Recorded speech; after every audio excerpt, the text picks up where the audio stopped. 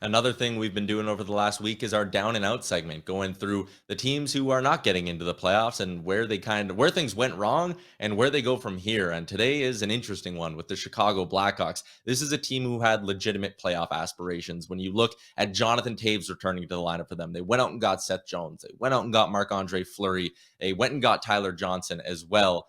Then things that it just didn't go well pretty much right from the jump. And there was a lot of drama off the ice as well, obviously with the Kyle Beach thing. And that was a big cloud over the organization. Bowman leaves as well. And then at the trade deadline, you had comments from Jonathan Toews.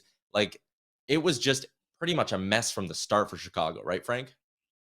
Yeah, and I hope Kyle Davidson, their new general manager, brings a shovel with him, because they've got a lot of digging to do in terms of getting out from the spot that they're in. And you've heard it, right from Kyle Davidson's lips. This is going to be a total rebuild for the Chicago Blackhawks. That means there's going to be a lengthy teardown process as well to get to the point where they want to get to. And, the real key for me is the Chicago Blackhawks really lack difference makers. That should be their number one goal and target, is how do we find a way to get and acquire and accumulate enough difference makers in their lineup.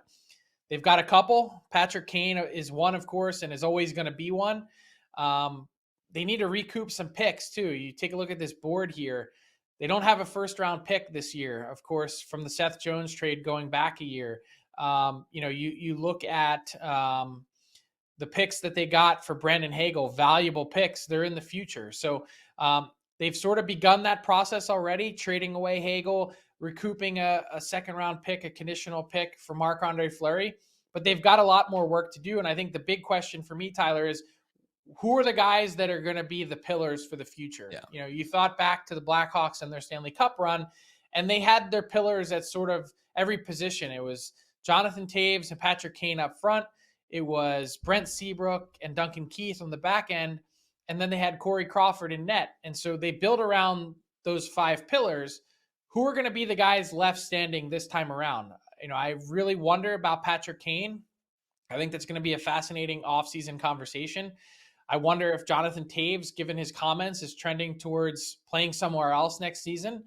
And then you think about the young guys that are left.